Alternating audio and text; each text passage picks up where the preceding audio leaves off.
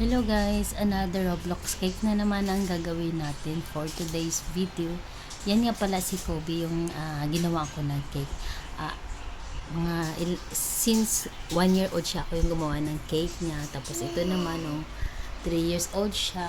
Tapos, ayan, yung mga cake niya sunod-sunod. Ito, yung mga dating cake niya. So, ngayon ito yung cake na ginawa ko sa kanya. Actually, pangalawang Roblox cake nito funny talaga siya ng Roblox cake.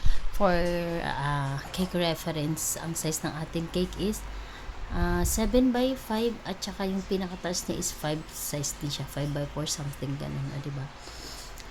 Moist cake naman yung ating ginamit dito. Actually, first time ko siya ito ginawa, yung size na small size lang siya, pero hindi kasi always yung ginagawa ko talaga is mga malalaking size na 2 tier, pero na-surprise ako, okay lang din pala yung size na ganito. Pero mabigat siya kasi moist cake nga siya, kaya mabigat pa din siya. So, yung ginamit natin dyan is ginanash muna natin siya, chocolate, ganyan. Tapos, actually, yung inspo naman ng cake nito is, yun din yung previous na ginawa ko ng cake. Bali, pinalitan na natin ng color white and navy blue yung pinakababa niya, and then printed topper.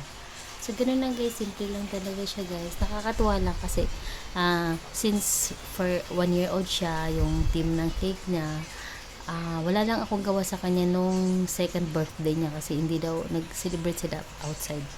Tapos, 3, 4, 5, at ngayon ay 6 years old na siya. O, diba nakakatuwa siya guys. Tapos, ito siya.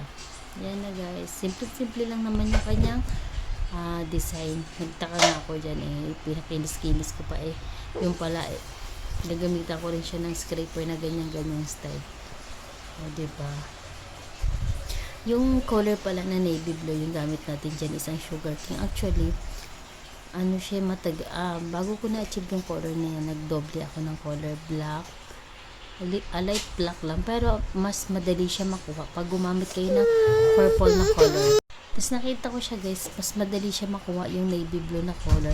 Pag alam mo yung blue and purple, mabilis siya makuha guys. Ayun. At ito, ginamitan na natin siya ng ito guys, ayan.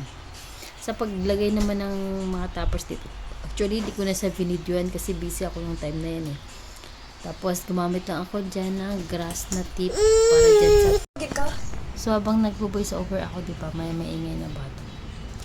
Ayan, continue to be continued tayo. Ayan, yung ginamit ko dyan is grass tip lang siya. Actually, hindi ko mahanap kasi yung small size ko ng time na yan.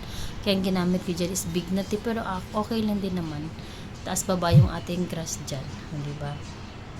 So, after nyan guys, actually, bakit ko nga pala siya nilagyan ng ganyan, yung parang towel sa baba? Kasi, nagko-color ako, yun nalalagyan ng color yung pinakalagayan ko ng tawag nito, turntable.